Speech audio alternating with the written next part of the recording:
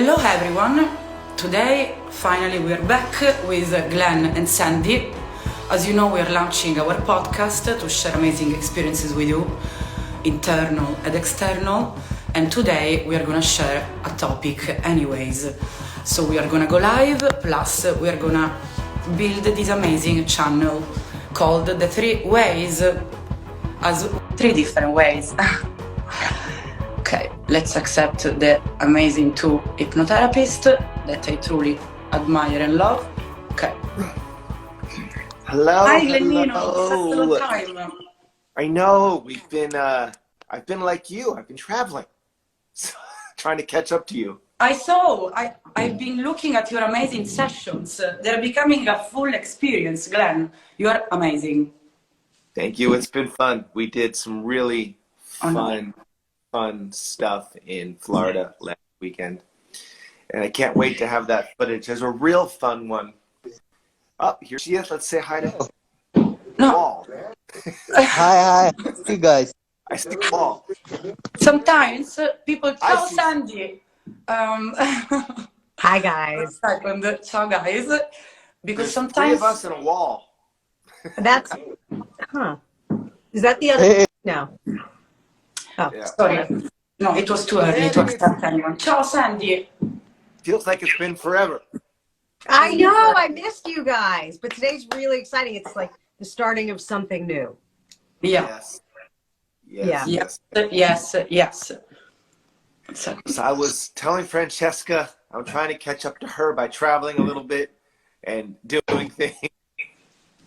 We had a really fun snake phobia cure over the weekend where I was filming some promo stuff. We had a big screen in the theater, and it was beautiful. So I had this girl on stage, and she didn't know we were playing snake videos behind her. So she looked at the big screen, and she screamed at the sight of a snake. So good. Amazing. How to control yourself. Amazing. It was so funny. And then I did the session with her, and then I didn't have a real snake, but she couldn't even look at a photo of a snake without freaking out. And it was really fun. So then I had a rubber snake and a snake bracelet, and she put them on, and she was good to go afterwards. It's really, really funny. I can't wait to have that to show everyone. And so many other things. I want to see that. I want to see a follow-up with her. Everyone who follows you, Glenn, will watch a follow-up where, like, you guys go back to Florida because they have snakes everywhere, and just go to a place where they have snakes. That's I'll true. watch We that. can do that. Yeah. Yeah. I could do that. Where in Florida? Where in Florida? Where's in Miami?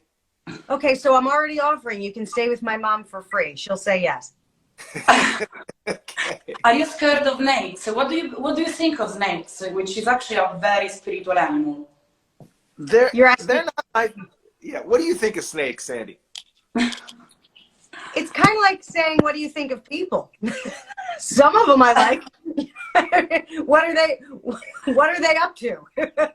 Right? Oh. Like, will I jump if I immediately see a snake? I hike, and if I see a snake, I'm not going to jump and scream, but I will just walk in the other direction. I'm not going to go pet it. Yeah.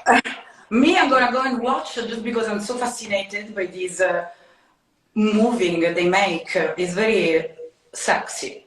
I like it a lot. Well, They're not yeah, and that's also part of the difference between you and me, Francesca. You find the snake very sexy. I could take it or leave it. I really. I find, yes, I don't know why. I find them very, yes. I feel the sexual energy when I see them. So, would you rather hang out with a snake or a dog? No, I'm talking about the energy, of course, not attraction, Sandy. I was genuinely like, would you like to sit and watch TV petting your snake or your dog? But I prefer the snake anyway. You do prefer, yeah. See, I just could kind of take it or leave it, but it doesn't scare me. Like, I would hold a snake if you handed me one. Yeah. I prefer not to. So it's not my So favorite. the hypnotist who has a fear of snakes helps someone I else don't get have a over fear. I just don't like them. It's not like it's a healthy response. They're not my favorite things. I mean, I would just walk around it. I wouldn't feel the need to like look at it or touch it. I'm not going to run and scream. I just don't enjoy being in their presence so much, You know, that's an interesting conversation to have, though. I've helped many clients, I'm sure you guys have too, get off Diet Coke. Like, that's a thing for people. They just drink too much Diet Coke. And I posted a thing the other day about how I purchased a Diet Coke, right? And my clients called me on it. They're like, oh my God, like, you're out here not only drinking Diet Coke, but posting about the Diet Coke. And it's like, well, yeah, people don't necessarily know our take on whatever we're working on for them, but we're humans too. I like Diet Coke, right? I don't have a problem. I think it's I have a Freud line. What's that? You know that line, sometimes a cigar is just a cigar? You know that story? All right, let's start and I'll tell you by telling you the story. Then we'll dive into some stuff. Yeah. So back in the day when Freud was teaching at a university, he was a big guy about the Oedipus complex. You know, when you're smoking a cigar, there's other reasons why you're smoking it. And he had Is some that weird phallic? theories. Phallic? Yeah. Or He had some weird theories about mom and dad, and I don't know that he was as brilliant as people think he is, but it doesn't matter. So he had all these theories about cigars and complexes. And so he was in the back of one of the theaters of his lectures, and he was smoking a cigar. And one of his students, or one of the people in the class he was teaching, screamed out saying, Freud, how are you, of all people, smoking a cigar? With your Oedipus complex and your phallic and this, how can you sit there and smoke a cigar with everything it means? And then he says, sometimes a cigar is just a cigar, you know? Right, right. Yeah, no, totally. I mean, what? I don't get it.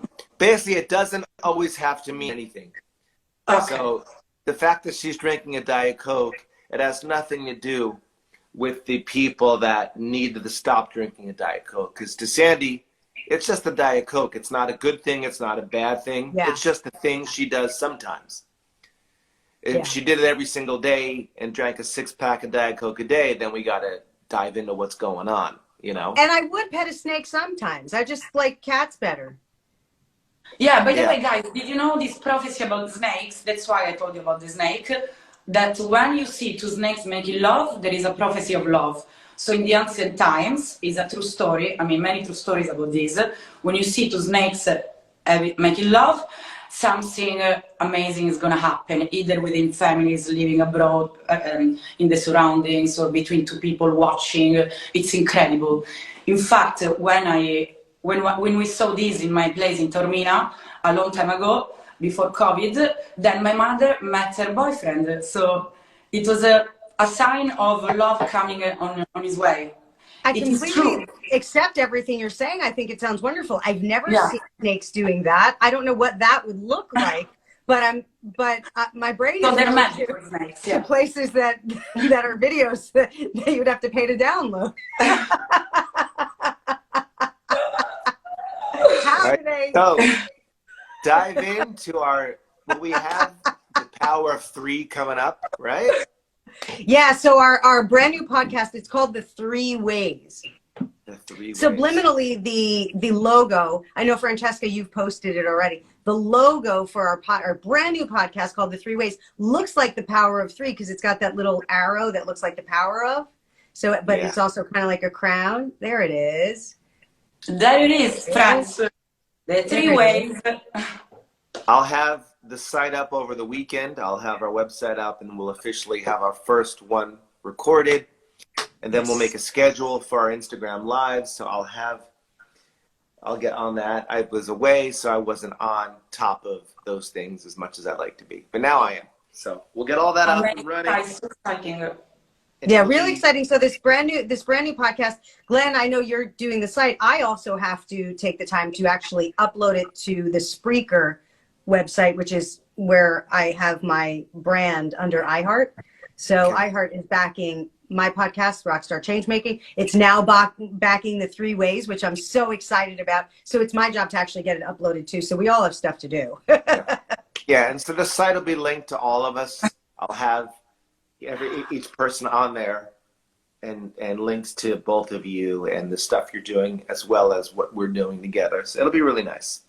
Yeah, and Yes. so this podcast that we're doing will include this Instagram live. We'll include some of the previous ones that we've done. We'll sort of pick and choose a few, and I'll upload them. Also, we're going to be doing them just the three of us recorded, picking a topic and talking about it. So a more professional look other than Instagram. And what I love so much about that is so many podcasts are just that one professional sound or look, depending if you're watching or listening. We're going to have both. This one will continue, as far as I know, just forever until we change our mind, to also do these Instagram lives because we love interacting with you guys real time. And I love watching Glenn hypnotize people. I love the comments that come up. So it's going to be the pre-recorded stuff and the live stuff, which is, I think, fascinating and sort of unique and fun idea.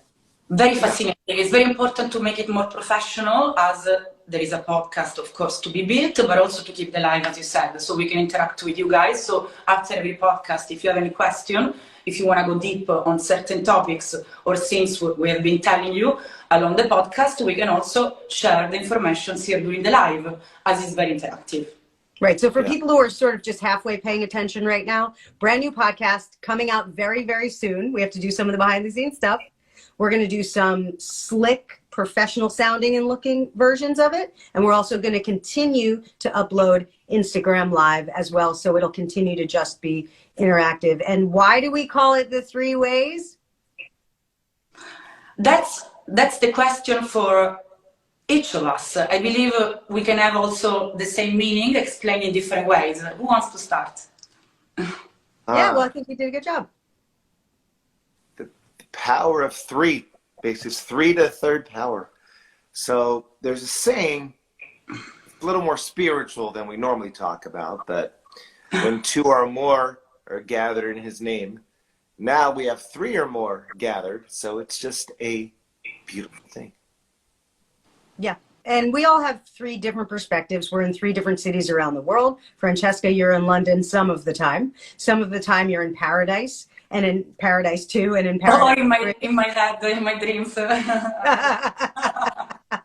And you're from Italy, so that you have all the spice of life. Glenn is in LA, and I'm here in New York City. Although, Glenn, you were born in New Jersey, right? I'm a Jersey boy, grew up on White Castle hamburgers. Yep, and I was also born in New Jersey. So You were? yeah, I was Livingston. Mm-hmm. Really? Yes, and I'm I grew up a Sicilian woman. Sicilian. I can't believe you come from the same place, guys. Amazing. How old were you when you left Livingston? 10. When I was 10, I moved down to South Florida. So I did middle school and high school in South Florida. I went to FSU, go Seminoles. But I've lived in New York City most of my life. I also lived in LA for 3 years. If you do the math, I'm 500 years old. But I did 3 years in LA as well. But New York City for me, LA for Glenn, and London for Francesca. Yes, even though I believe, yes, I'm not a Londoner, but I love UK in general. London is becoming very overwhelming for me. People do the same things every day, every weekend. So it's very important for me to find my independence, even in London, where I have lots of friends I adore, because it's important to find our own space. So I don't find myself a Londoner, but I love UK, yeah. Are you going to move? No, I don't know, but I love traveling. So of course, this is my home for now, but we never know in life, Sandy. All right, well, if you want to stay with my mom in South Florida, she'd love to have We're all going to stay and crash and so much care I can see. You want us to be that? Okay, we will, Sandy, for sure. It will happen if you want. Yeah. All right. Yeah. Dive into some topics. We got a couple things. So what was your thought for today, Sandy? You got a thought? I do. I have a topic that's one of my favorite to discuss, especially with clients, because we get to do a lot of role play, which is just a blast every time we do it. So it's comebacks. I'll give you a little story, and then we can pile on top of that. Last week, my son, Bodhi, who's 11, came home from school. He said, well, Mom, it was raining today, so we couldn't play outside for recess, so it was indoors. And they set up a microphone, and all of 6th grade was there, and people could get up on the mic, so people were singing, and people were telling jokes and stories. So Bodhi, my son, got up, and he told a joke. He said, Mom, it was great. I was a hit. People loved the joke. I was like, oh, that's great, Bodhi. He said, yeah, it felt really good. He said, but then I went on the bus to go home, and this kid, David, comes up to me on the bus. He's like, you know, your joke was really dumb. It was really stupid. That was really awful. You're terrible.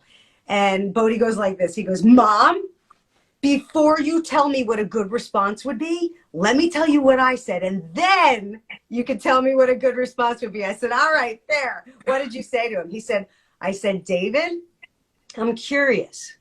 Telling me that, what does that do for you? I'm curious about what? About when you tell me that, David, what do you get out of that? Right? That's what Bodhi was curious. What does David get out of this? David telling me. So Bodhi tells me what his comeback was. And he said, okay, Mom, now tell me what's a good comeback. I said, Bodhi, exactly that. Exactly that. I couldn't have said it better. What did he say? What did the kid say back to him? That's the best first question. Nothing. There's nothing you can say. It's checkmate right in that moment. He turned around and walked away. When you insult somebody and they ask you, what do you get out of insulting me? Like, Glenn, you just insulted me. What do you get out of that? But sometimes it looks like an insult, but it's just what is perceived to the other person. So I believe this is a judgment too, to say that is an insultation, while maybe it's not. It's just his feeling. Good. I love this conversation. Francesca, take that stance. And I want you to tell me, Sandy, what you just said, it was dumb and stupid. Let's role play. So tell me what I just said was dumb. What do you mean, Sandy? Sorry, I don't understand. So maybe David had a different meaning. Maybe it wasn't an insult. That's your take on this. I want to go with your take. So you be David. You be David. Or you just really be you, and I'll be me. But I want you to tell me, Sandy, what you said was stupid. Say it to me. Sandy, I think I don't agree with what you said. Well, that's different than calling me stupid. Yeah. But we are not going to do it her way. I know she got. We use bad words when we're talking maybe to our mom, to our boyfriend, to our best friend, when there is an emotion involved. When there is no emotion involved, you keep it distant. I mean, you express yourself in a different way. We cannot be the same with everyone. We are not machines, as we always say. Okay, so let's flip it. I will insult you. And then let me see what you say. Whip up. Okay, ready? I don't get offended at all. Francesca, in real life, I love you. Now we're role playing, okay? Here we go. Francesca, you know what you just said was really stupid. Really? Why? No, now ask me, what does that do for you? Okay, Francesca, what you said was really stupid. Yeah, that was good. I'm answering and saying, why, David? Why do you find this stupid? What's the reason why? I think you're stupid because your hair is ugly and I don't like your shirt. So that could go on forever, but just give me back. Give me back. Just one time follow a rule that I know is not yours. But just say to me, Sandy, what does that do for you? Okay, try it. Start there. Okay, so Francesca, you're stupid. What does it mean for you, stupid, David? Well, what does it mean? It means you're an idiot. Say, what does it do for you? Just say, write it down. She can't. She won't do what you tell her. I am not saying because I cannot understand what I need to say to have the result you're looking for. Because words don't always have power, but when they do have power is when you subtly use a different word or shift a word, and that's what we as hypnotists do. So saying what does it mean to you is very different than what does it do for you. In one regard, I'm going further in what does it mean to you? You're going further into the defense mechanisms of analysis and words. What does it do for you is about identity. Who are you and what the hell do you think you're doing here? What really, if we're saying it nicely, what are your emotional needs? Yes, exactly. But I suppose when we get offended or when we offend, we have to separate, even though we do this because we are not robots, as we said, we can express ourselves freely, communicating anger too. So it's not true, in my opinion, that we have to control too much within personal relationships. So for work is one thing. What you bring up is really powerful. Are not our clients, so it's different. What you're bringing up is really powerful because there are two sides, both very important. The one side is protecting yourself, how you receive an insult. That's what I'm hearing you say. The other is a comeback to keep that person out of your space. Yeah. So one is how you feel. The other is how do you handle it without knocking the guy over. Absolutely, but passion is also part of it, I believe. I'm talking about my experience as I truly lack control when my emotions are involved, but only with bad words, or sometimes I say things, I exaggerate things in a bad way, but I don't think I will never want to change this because that's my personality, that's me. And I also believe when I don't say things in a passionate way is because I don't care. So in general, I also recognize how much I care for the anger I feel. I truly accept any emotion I feel. That's why I always say I'm a different coach. I'm not normal, but Yeah. I Glenn, really... watch this. Glenn, I want you to watch it. Watch this. Francesca, when you watch this, Glenn. When you express your anger, what does that do for you? Feeling truly what is my feeling at the moment. So if it makes me upset, I'm angry. That's it. And when you recognize your feeling in the moment, how do you know something has shifted for you? How does that have value? Because I recognize that something, for example, is not as I thought, something is not what I've been said. So when I feel, for example, the lack of truth, that's, for example, drives me mad. Because for me, there is no right and wrong truly in life. If someone is happy to do things, for example, or we cannot judge. So really. when you, so am I hearing you say when you have this recognition, it neutralizes that feeling of mad, which gives you something better? No, it makes me let go of this anger, feeling it, letting go of anger too, and then I go back to myself, going deep, not listening to my emotions, listening to my reason, which thank God we also have our mind, not only our heart. So then we go deeper and we understand deeper and we go beyond. So would you say that that's clarity? You said letting go of anger, and then you get back into yourself is a word. Clarity, is that a good word? I wouldn't do it with my clients, as I said, not even with my children, I suppose, but with people that I'm emotionally involved and I don't have to teach anything because they're adults enough. I'm gonna be like that, yeah. So when you differentiate from how you communicate with clients and then in this other way that you're talking about, the feeling you get when you finally get to where you want to go with that is what's that called? What's that good feeling?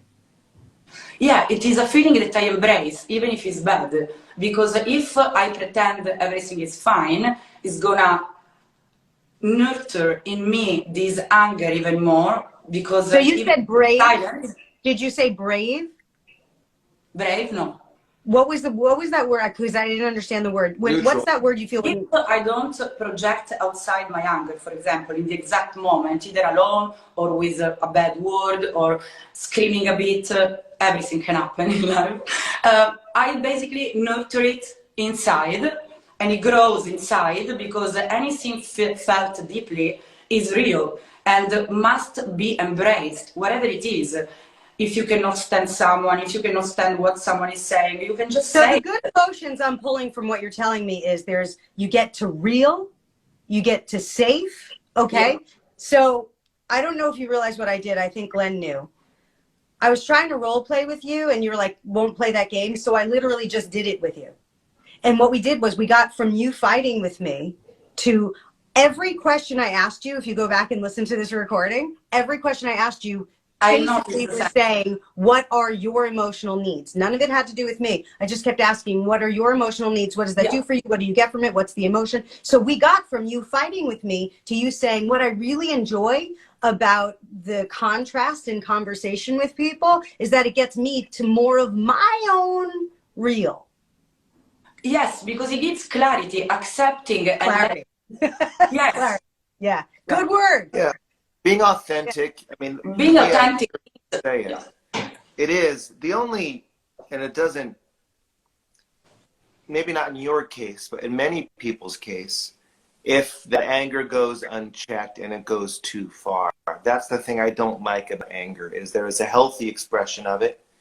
And then for much of the world, there is a very unhealthy expression. I mean, yes, a disagreement, being authentic and expressing yourself, letting it out so you can move through it is a very healthy process. And that's why we have anger. But yes, people pretend too much, Glenn. They pretend everything is fine. I can see it with my friends. I can see it within my family. They just because they want to be so educated and so polite, and then they lack clarity and they lack actually their emotion, the awareness of their emotions, and always pretend it's fine. And then they get ill, they get depressed. They talk about it after months. It's It's better to live in the present and to solve the problem in the present, because if you keep it inside, it comes back in another way. So the powerful baseline of this piece of the conversation has been about us expressing our own, whether it's anger or anything else, the feeling of safety and expression. But what I'm talking about is what somebody else, when they come at you with their anger, which is none of your business and you don't want to take it on. When they come at you, I always understand anger. Not you to them. Somebody just came, you're fine. You're in clarity and realness, authenticity. That's your favorite, right? Okay. And somebody comes at you expressing all of their anger. I hear you saying it's okay that they can do it because you want to be able to do it too. It's okay that they can do it, but you certainly don't want to swallow that down. You don't want to take that on. So how do we, with words, hold our space? And what I'm offering to start the conversation here is you can ask this angry person coming at you. We're not telling them they're bad and wrong for being angry. We're protecting ourselves. And a way you can do that is to simply ask, hey, you're expressing that to me. What does that do for you? You see? So it's almost like we're having two different conversations. I believe, yes, only in the moment where you accept the anger of the other one, you are able to change the anger of someone, like to transform it, to make him feel better. And that's the power that we have as human beings. And in order to transform it, you can't anger back. So what are questions, what are comebacks we can have to hold that space? Yeah, I'm really not good. When somebody is angry around me, I don't do well in that environment at all. I just walk away or ignore it. I don't like engaging with people when they're angry, and sometimes I'm just like, I'll deal with this later. I don't do well. You know, it's funny what life teaches us. This is it's a really important thing. Greetings to that hypnotist. There's Seth Donald. Very cool. So, what life teaches? I have to say I'm an expert. I think because I experienced it in the first place. So that's why it's important to understand your nature, because that's when you can truly heal others about the same matter. You know, this is why I love this brand new podcast that we just started, and I'm so glad this is sort of the official first one, because we have Glenn here saying anger comes at me, I don't like it, and so at best I try to just walk away, which is probably what they teach you in martial arts, right? Just sort of walk away when you can. That's a bit right. And Francesca's like, ooh, anger comes and anger's good, and we need to chew on anger and anger, right? And then my take on it is, when anger comes at me, I love it because none of it scares me. I completely understand. And I'm able to sit and hold a space for somebody being angry, and it doesn't bring out anything other than me being so happy that I can hear you, understand you, and hold a space for you to go look inside without being afraid of expressing. Yes. Being afraid, having fears is the opposite of love. If you start having fears and you don't express yourself because you don't want to express your anger, you also lose love for yourself. Fears are always against love, as you know. So, what I'm hearing you say is, if you're having a fear and you don't express it, you're also not loving yourself. I get your point that if you have bad feelings, they need to be vented, they need to be released somehow. However, fear is not who we are authentically. Who we are authentically is, whether you call it love or compassion, it's in that world. Fear is not who we are. And expressing it on other people is selfish and immature. Exactly. But when you express your fears, they disappear too. So we have to be able to express it, because when you love yourself, you accept anger and you let go of fears, and you let go of anger expressing it. As we know, all these emotions, they come and go. So if you don't accept them and let them go as you want, as much as you want, till you learn, you don't love yourself.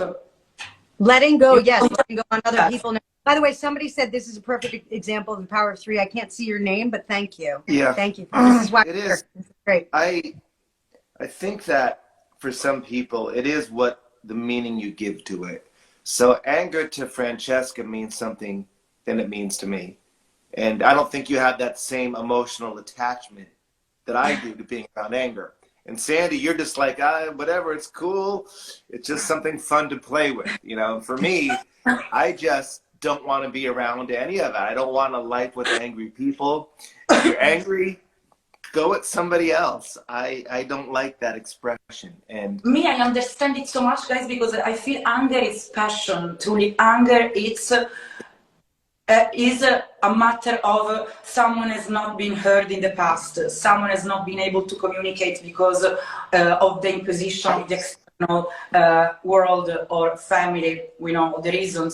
So for me, anger is truly important to deal with. So Abraham Hicks put out a list of 22 emotions from best to worst. Best being empowered, joy, freedom. There are a few names at number one: happiness, joy, empowerment. And the worst one is disempowerment. In fact, I keep a list here, and I give it to my clients. I took a stack of them from got a list. From the Abraham Hicks workshop. Okay, so number one: joy, knowledge, empowerment, freedom, love, appreciation. Those are the best emotions. The worst: fear, grief, depression, despair, powerlessness. Those are all number 22. Here's the point I want to make with this. And by the way, let me sell the Abraham Hicks stuff. You can get this on Abraham Hicks. Like if you just look up Abraham Hicks emotional guidance scale, what I'll do is I'll take these 22. We'll start at number 22 with a client, and I'll have them talk them way up the scale. So they'll talk their way up from fear to 21 would be insecurity, guilt, unworthiness. So I'm afraid of this, and then talk your way up to unworthiness, talk your way up to jealousy, talk your way up to rage. 17, right? So 22 is the worst. 17 is better than 22. 17 is anger. Anger is so much better than disempowerment, because at anger, you get your power back. And Francesca, that's why I pulled this out. That's what I hear you saying. At anger, you get your power back. So anger is much better than disempowerment, but we can't stop there, because it's still a very negative emotion. We want to get from that to hope. We want to get from that to clarity. We want to get from that to positive expectation. So we need to continue to go up the scale. Anger's good because it's better than fear, but I don't want to stay there. Yeah, absolutely. You don't want to stay in anger, but as soon as you feel this anger within, it's because you have fire and you have something to say which you don't agree with, or which is making you feel pain, which is making you feel, hurtful feelings. So you actually have emotions. People that don't get angry, for me, it's very weird. Yeah, and somebody just, it's get angry because it's super Francesca, somebody is fighting so hard for you, but it's already gone. I can't see the words anymore, but they're saying, Francesca, it's just her culture. Listen to what she has to say. How you're expressing is how it's really expected and necessary in your culture, basically, is what they're saying. Do you agree with that? Well, I believe southern places, Latin places, are so much more passionate maybe than others, but it is a typical personality trait of any culture that is full of, sun and sea, and so they enjoy life, they become passionate because they live more, and they focus less on other things. Does passion have to equal anger?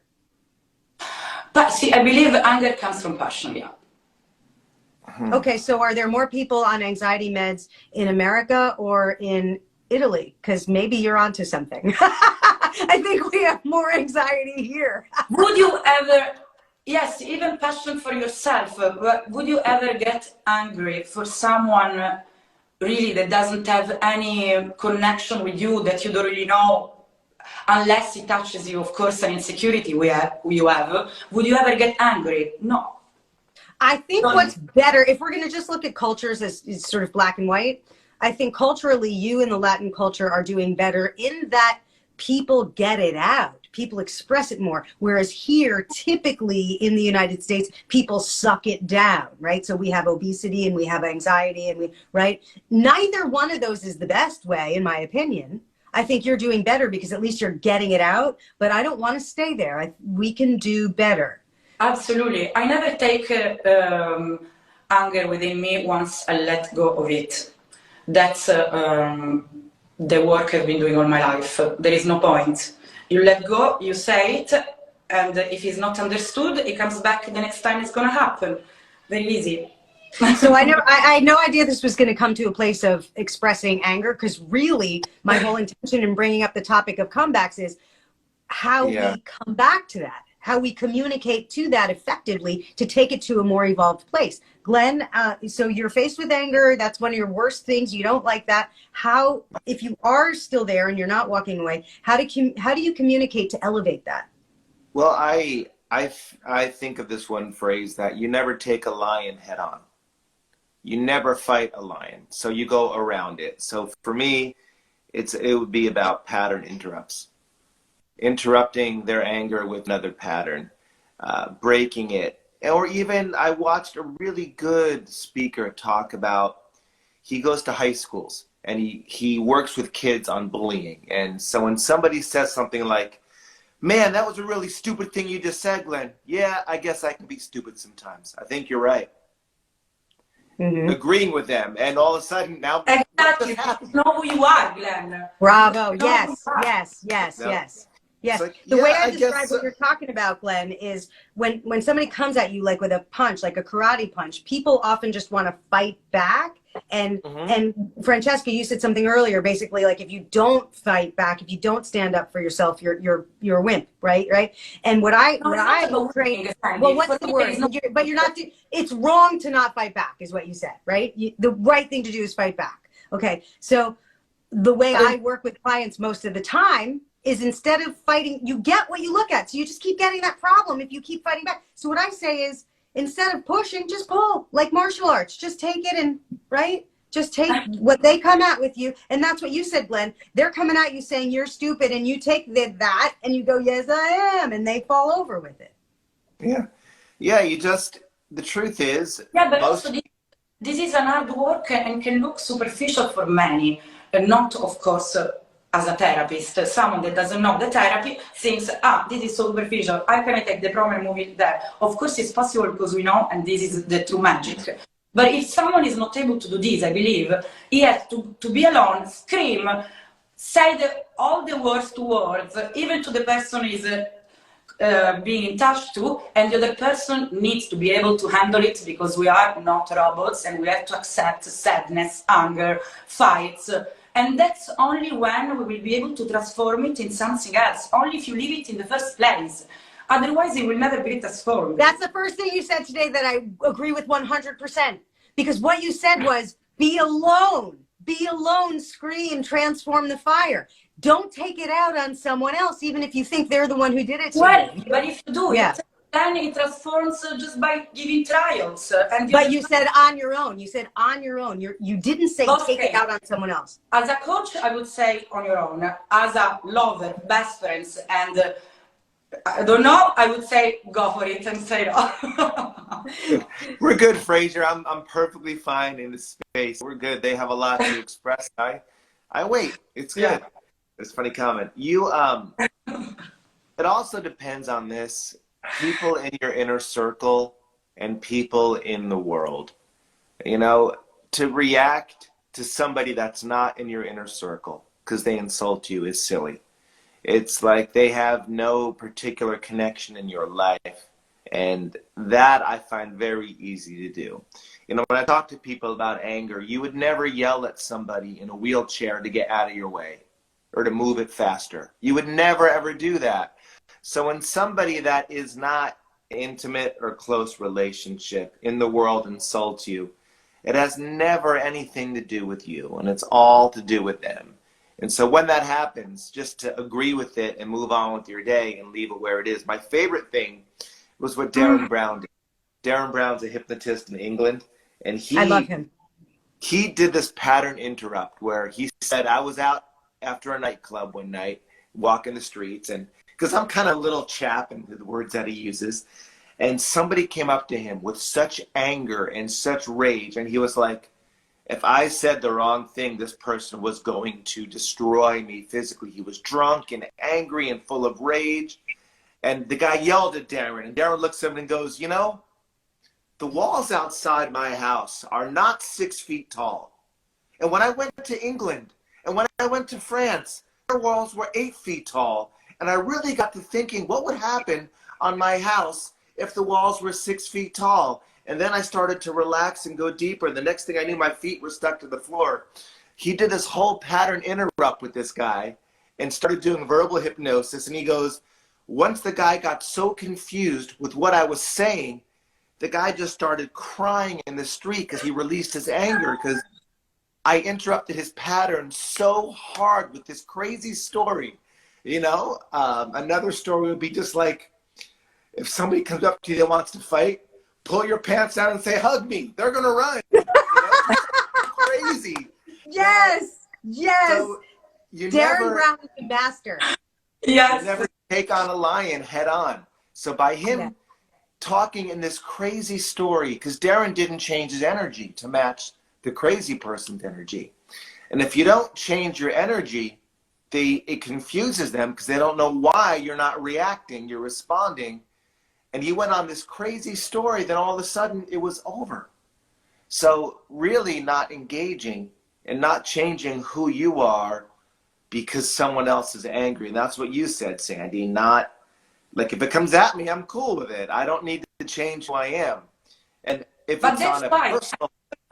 when the other person, because now we're talking just about the person feeling anger. If the other person is feeling so sensitive and is feeling so insulted, there must be something within this person that must be solved. Can be the truth that he finally sees in his eyes, can be pattern that is recognizing that he doesn't want to accept. So there is always two ways.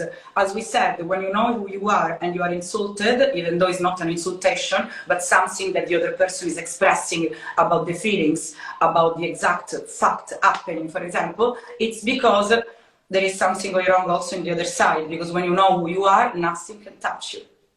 You know, I can't get past how awesome your shirt looks, because you kind of remind me of Steph Curry with the one arm right now. So you look like a you look like a champion basketball player. And so that's a great pattern interrupt right there. One arm yes and one no, Sandy. I was mesmerized by your arm. I'm like, she reminds me of Steph Curry. So, Sandy We like just changed the entire state right there with that. There it is. So Glenn, that was the master best example of what we're talking about. When I share a story like that with a client, usually I get two comments. I get, wow, that's amazing. And then the follow-up instant comment is, but I can't do that, right? So I tell them what I'm going to do is give you 3 things that you can always say. Because not everybody can look at a bully on the street when their life truly is in danger and say, the walls in London are 6 feet tall and the walls in France are 8 feet tall. Like, that doesn't come to all people all the time. So then they think, well, then forget it. I can't. That's not me. So 3 things that you can always say. One of them is what you already did, Glenn. The 3 things I teach my clients that always work as comebacks to keep yourself safe are, number 1, you can always say, okay. Okay, I love when you said okay. Yeah. Oh, Sandy, you're back. That's true. You can always say, okay. And there are variations. You know, you could say, okay, I understand, right? So, you know, it's not like a stiff okay, but okay. Number 2, you can always say, thank you. Right? Again, Glenn, that's sort of what you said when somebody called you stupid. Yes, thank you, I am, right? So, okay, and thank you. And the third one is the more advanced one. The third one is what I call yes and. Whatever they say, yes and, which essentially what you're doing is just looking for what are their emotional needs. So when somebody says, hey, Glenn, you're stupid, you can say, okay, thank you, I completely understand. But this is a bit like, what does that do for you? So that's all 3 in a row. But this is a bit, yeah. It's not, it can be challenging to hold that level of awareness in that moment. You know, my favorite line that I use, I probably shouldn't say it because hopefully she's not watching, but I use this with my ex-wife all the time. If she says something I don't agree with, I'll just say, you know, you may be right. I use that all the time. And because we're from New Jersey, the next line you automatically hear in your head is what? I may be crazy. Yeah, it's right, Billy Joel. But it's just, yeah, you may be right, it may be crazy. But that line is perfect because you're not agreeing and you're not disagreeing. You're not adding any fuel to the fire. And people generally feel heard. If I say, Sandy, everything you know, heard what you said, and you may be right. I'm not saying you are right. I'm not saying you're wrong. So you really have, it's a great answer. And my buddy did this with his wife, and he goes, I told my wife, you may be right. And she goes, you're just saying that. We don't get into a bigger argument. And he goes, you may be right. That's brilliant. No, I love that line. In fact, if it's okay with you, I'm going to add it to the things I teach my clients because I love that line. You may be right. And the key to all of these is say it and stop. Don't fill space with words. But also to understand each other's personal reaction, emotional reactions. So I believe within couples, for example, within friends, as soon as you start really communicating anger or fears, whatever it is that is uncomfortable, it becomes comfortable only after a while because you both understand your reactions to emotions. So that's true intimacy. If we start pretending and we start being perfect, controlling ourselves, no, I shouldn't say this because I'm going to offend, no, maybe not, and then you lose the truth of the actual fight concept because either it comes out naturally or you calculate and then it's not real anymore. So I believe that's the true intimacy, unfortunately, to be uncomfortable together, creating comfort from the uncomfortable feeling. Well, yeah, that's kind of like staying with the suffering feeling for the suffering to go, like letting the suffering go through that kind of thing. Yeah. No, there's healthy expressions of anger and there's healthy conflict. You know, I think this is something different. I mean, Sandy's talking about more rude people in life. You know, what a great topic is, we could dive into even on the first or second podcast, is having boundaries within your anger. You know, I have boundaries within myself, the things that I won't say. There are two relationships that are very challenging in my life. I think my most challenging relationship is with my 27-year-old daughter. There is no one that can make me feel certain emotions I don't want to feel faster than my 27-year-old. I mean, she's my heart, she's my life, I love her, but she also can make me feel emotions I don't like to feel just because of the way she is kind of working herself out in the world. But even when I do feel those emotions I don't want to feel, there are boundaries, there are things I will not say to her. And I won't say those things to anyone, you know, and that's a commitment. It's not even for them, it's for me. Exactly. I don't want to hear certain words come out of my mouth towards anybody in this life. You know? Well, they should, in my opinion, because only then the other person, instead of feeling neglected, will accept his own nature too. So I believe there are boundaries, as you said. I mean, we cannot say really the worst just to say it if it's felt. But I believe the other person is feeling maybe uncomfortable because he hasn't accepted his nature in the first place. So he feels chaotic within himself, and there is nothing in relation with the other person at this point. I think one thing we all agree on is that stuffing it in, very bad. Getting it out on people in an inappropriate way, also pretty bad. So it is necessary to release, to vent, to express, but then the real conversations in refining who we are as evolving beings is what is the most powerful and appropriate and safe way to do that? Because it must be done, but how do we do it better? Yeah. The other thing is when I work with people on improving their communication, always I get back this one also. They say, oh, great. So now when my mom blah, blah, blah, blah, blah at me and I respond with okay or thank you, she's going to be like, oh, is that what you learned in therapy? Right? Everybody gets that. And in order to avoid that, they continue to communicate badly. And I say, do the math on that. In order to avoid a 3-second moment of discomfort, you're going to continue to have bad communication for the rest of your life and never change. So when we look at what are comebacks we can say to people, I'm curious what you would say. So now you've just worked with a client, they're a master of communication, and their question to you is, what do I say when my mother or fill in the blank person says back to me, oh, is that something you learned in therapy? What would be a good comeback to that? I would say absolutely yes, and I'm so happy about it. I would agree with it. I would agree with it 100% because it's a dig. But yes, Thank you for noticing. I'm so glad you noticed. Let's role play. Glenn, now you're acting weird. Okay, I'm the mom. So now what do you say? I'm acting weird. What do you mean? You're acting weird like this therapy stuff. That's not you. Now you're brainwashed. What do you say? I like this. I would say I like this brainwashing. It's much better than the way. Oh, hooey. You're just being more rebellious like you've always been. You haven't changed at all, Glenn. All I can say is I love you. So you want to go grab something to eat or not? You know? That's what I do. I just don't. You didn't defend yourself. You didn't defend yourself, and you just said, I love you. That's amazing. We'll dive into this a little deep. This is a full topic, but life gives us what we need to learn and heal from.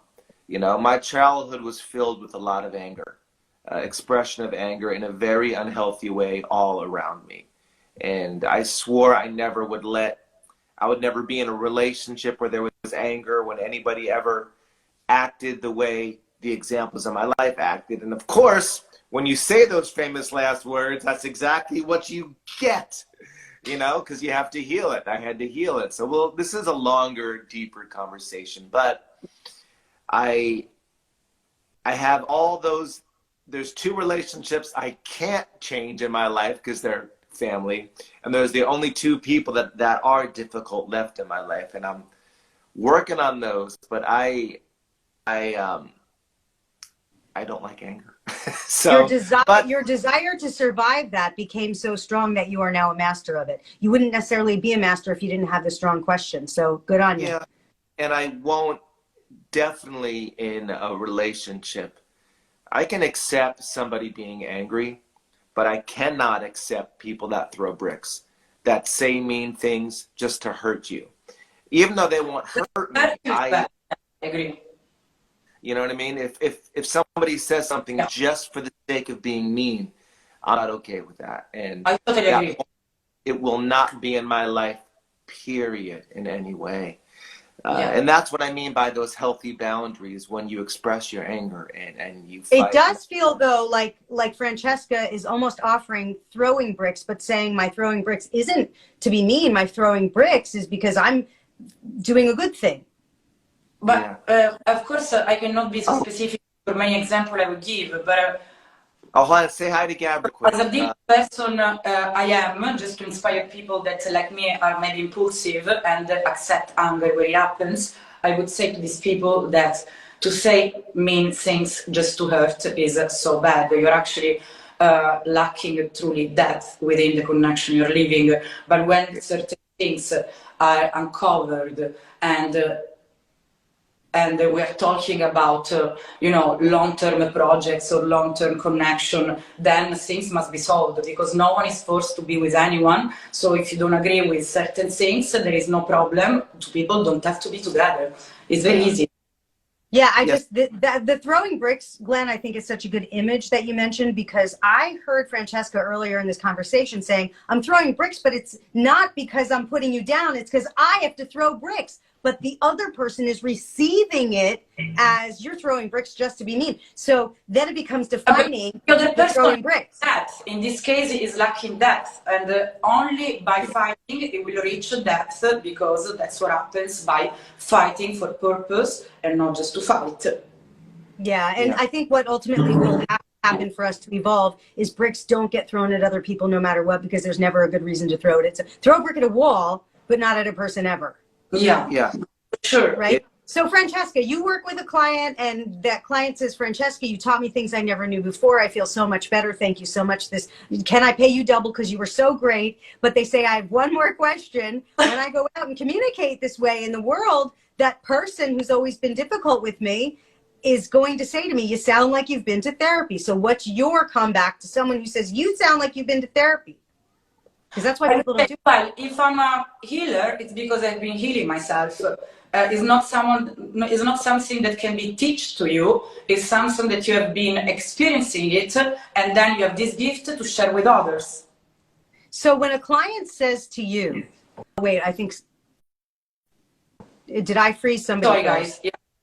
Okay. No. Yeah. So Francesca, if you just taught a client how to communicate better, that client's husband is really not so nice.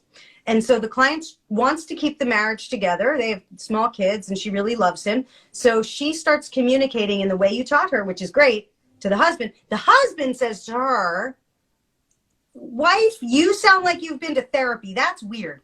How do you advise her to respond to that? I'll say, so I go through a therapy session just because I can and I want to go deep. If you find this not necessary, maybe it's better to separate instead, because if we have to solve it, we have to go deep and to be guided. In this case, since my emotions are involved, is a great idea. So basically what you said is, I'm healing myself. If that doesn't work for you, there's the door. I'm healing our connection, because if she's going to the therapy to solve the matters between them, it's because she cares. Mm-hmm. Nice. That's, yeah. But of course, think the opposite, guys. If the husband is getting mad because she's going to therapy, I mean, there is a problem in this guy. Yeah. It's not so much mad about the therapy. It's more about somebody calling you weird and different. Yeah. Well, okay. One person changes, it can be very scary for other people, because now that pattern gets interrupted in how they communicate and how they relate. And that's very threatening. If one partner all of a sudden has been overweight their whole life and they go on a journey to take care of themselves and get in better shape, now the other person gets insecure because they're used to keeping him in a certain place. That's a very simple example, but there's many examples of that in a relationship where one person changed how they want to relate, and if the other person hasn't owned their selves, they're going to get very insecure because they're not used to that same dynamic or their pattern, and that's a big one in relationships. She said something too that I think this is maybe the perfect topic for one of the podcasts. When Sandy, the woman said, well, I love him very much, and I think sometimes we use that word, well, I love them, as an excuse to stay in a relationship that isn't healthy. I hear that so many times as well, do you love them? Well, yes. I hear that as an excuse, and I've used that as an excuse myself in a relationship to stay in. And that's a huge topic to unpack, and I think a beautiful one to explore, because I know all three of us will see that similar, but differently at the same time, right? Yes, I love that as a topic for sure.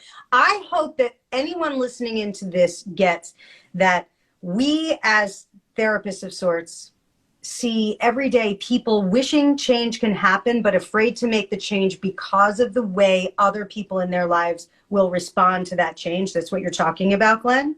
Yes. It is my hope that at least one person listening to this right now, and sometimes we have upwards of 100,000 people who watch this, okay? It is my hope that one person can take from this, hey, I actually have permission to change, because I don't have to defend myself to anyone. I don't have to explain myself to anyone. Somebody will have a negative reaction, and I can love them through their negative reaction. It doesn't have to change me. Yeah. Well, but changes are necessary if we're talking about a connection of the two, because yeah, the energy is felt when there is a deep connection. So if things go wrong and the two people don't want to change, I think it's not the case to be together, because as we said, life is one and we have to be happy.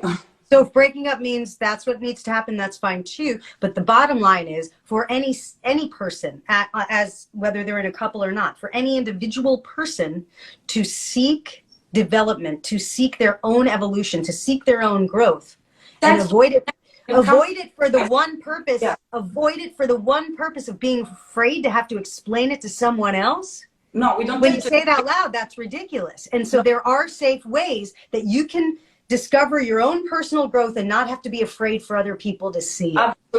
Absolutely, Sandy, I totally agree. We don't have to explain our things to anyone. We can just listen and think. That's what we can do. Yeah. Yeah. Yeah. Amazing.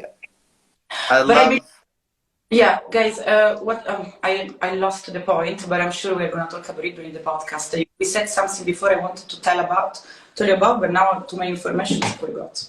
I can tell you an example of how this got in the way in my life. I came out as gay a very long time ago.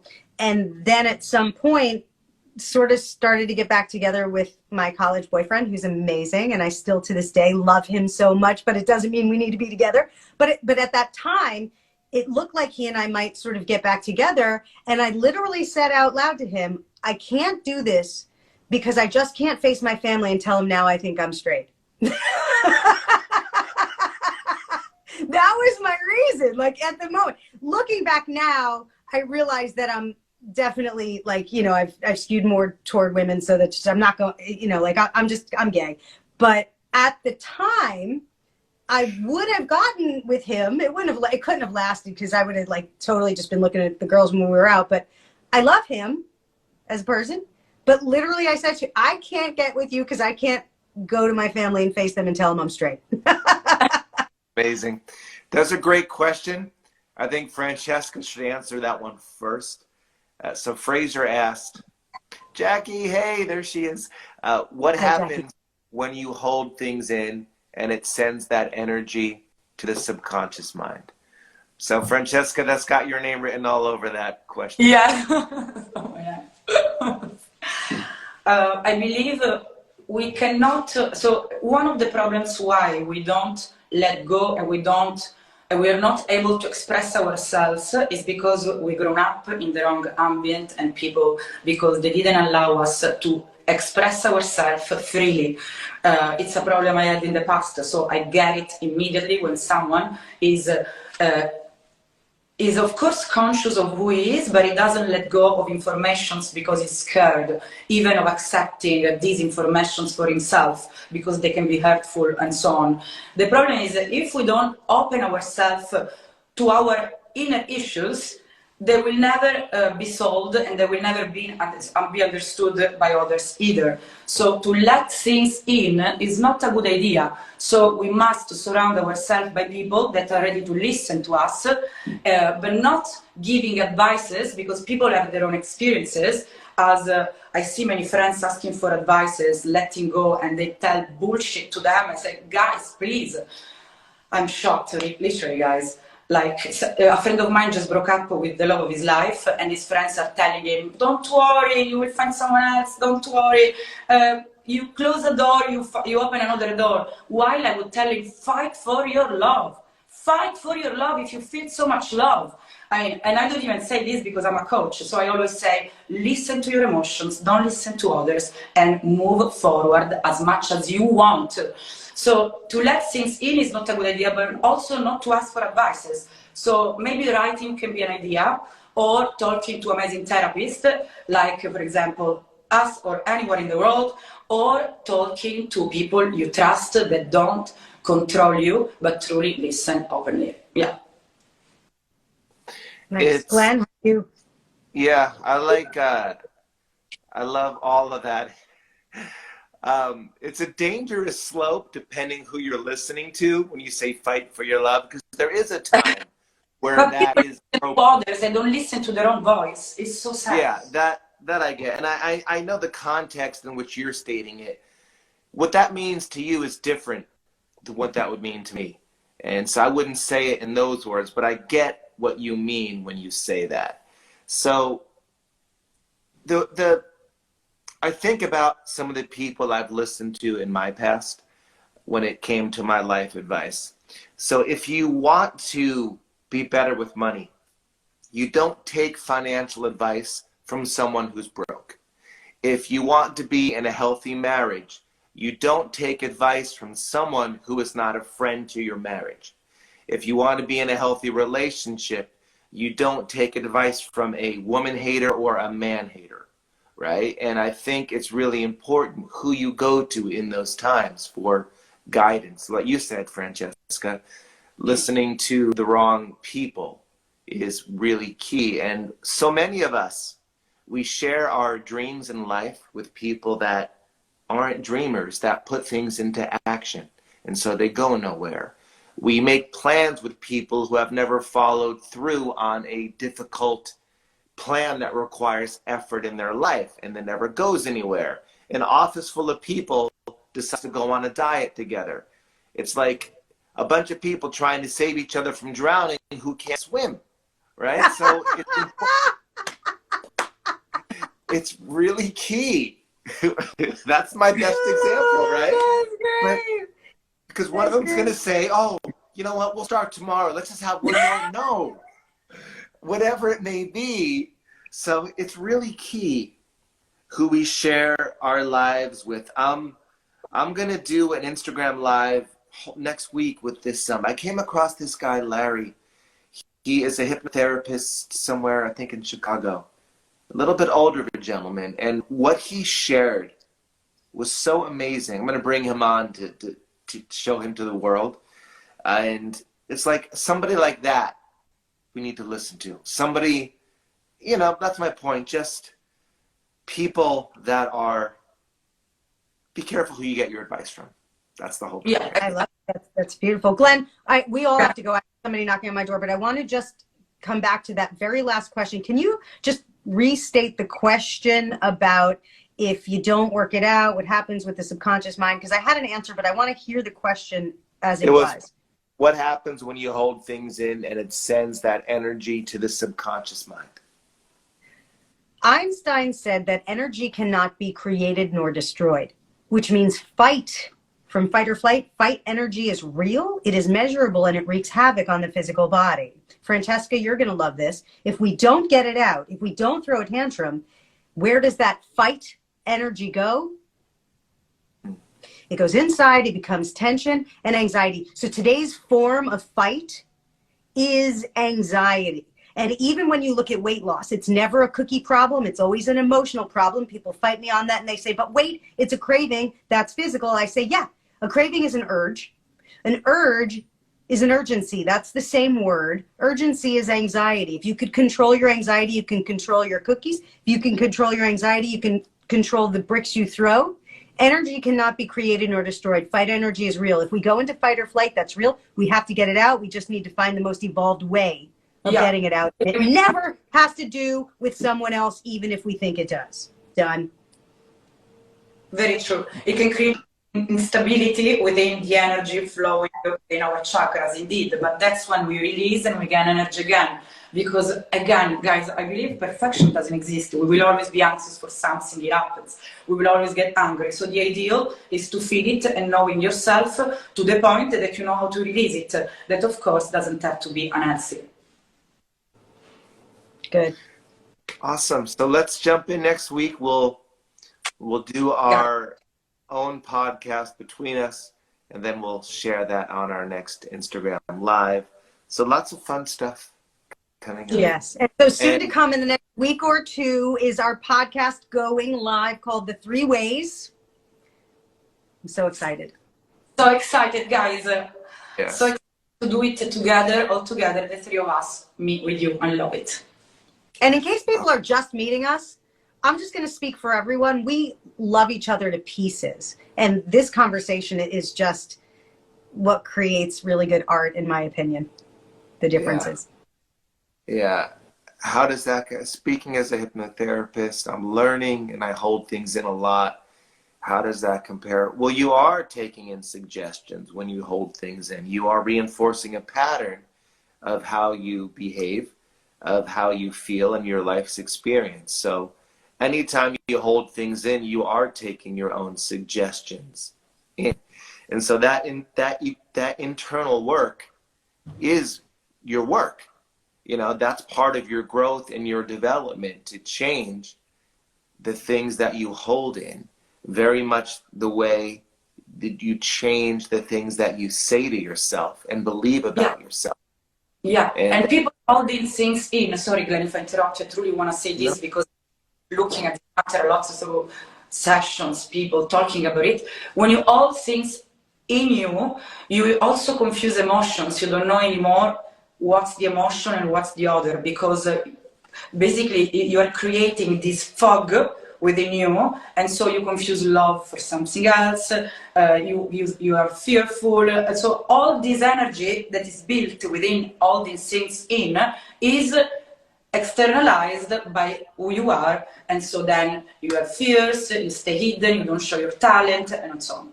You're absolutely right. These are habits and beliefs. That's the stuff that lives in the subconscious mind, and it comes from emotion. Habits and beliefs are repetitive thoughts. You want to change your habits, you want to change your beliefs, you repeat what it is you do want. And through hypnosis, instead of repeating once today and once tomorrow, it's like a mixer in the kitchen that makes the cake go really fast. We repeat it 1,000 times instantly. So that's why hypnosis just takes this process and puts it on crack. But if you want to shift your habits and you want to shift your beliefs, which are the same thing, they're only repetitive thoughts. So practice what it is you do want. Amazing. We'll see everybody next week. Until then, keep shining, everyone. Love you guys. Jackie, let your emotions out through tears every night, but it's better than hope. Tears are healing. God bless you, Francesca, and your whole family. So, Jackie, tears are healing and they're healthy. Just let them be healing and let them be healthy. Don't judge them as a negative thing. They will always be a beautiful thing. But you should come on. And I know you're shy, but next Instagram Live, come on and let's talk about it. So see you all very soon. Bye, guys. Baci.